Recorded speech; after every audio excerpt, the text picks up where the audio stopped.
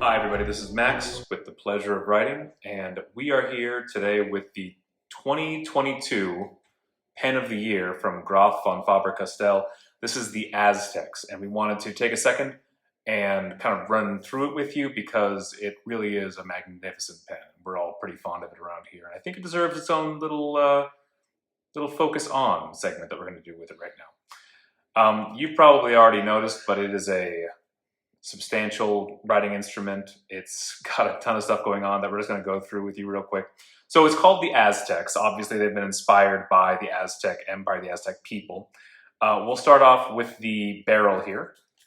The barrel is decorated, and I hope that you can see this, with kind of a repeating skull motif, and that reflects a pattern that is seen on the walls of the Templo Mayor in what was the Aztec capital city of Tenochtitlan, which I'm certain I'm pronouncing perfectly, which is now surrounded by, of course, Mexico City. Mexico City is much like certain other cities of antiquity, where it's a modern city that's surrounded a ancient kind of ruin, much like Athens. And it's kind of cool to be able to reach back into that history and check that out. And they've done a great job of kind of replicating that and bringing that into kind of a really interesting way of presenting it on this particular writing instrument.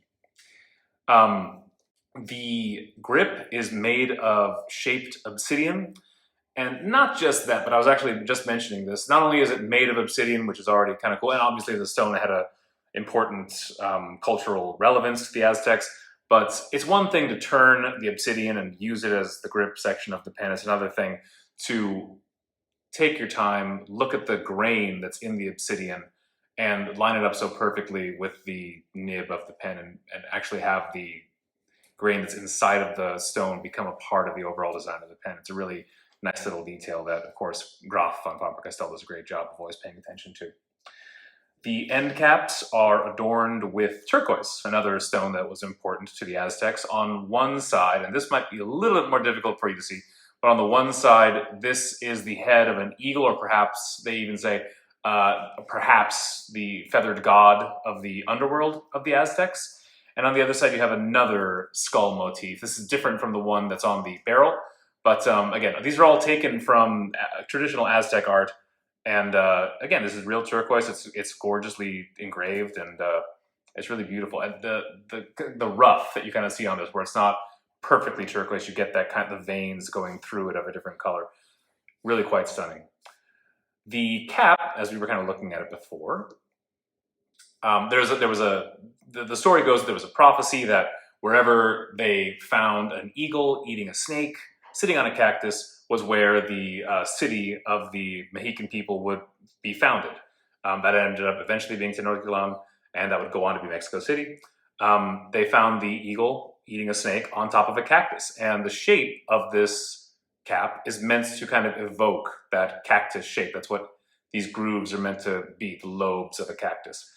And it's one thing to just try to evoke a cactus in a pen cap. It's another thing to do it in kind of this perfectly proportioned, stunning capacity, but they managed to do it here.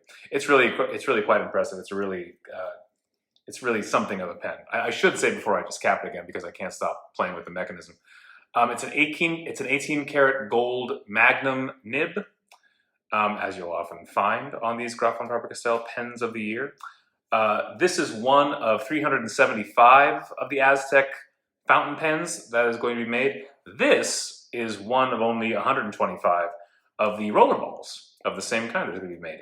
We don't have a fill in this yet, obviously, but again, you can look at that obsidian grip, same thing, where they've taken the time to line up the grain of it.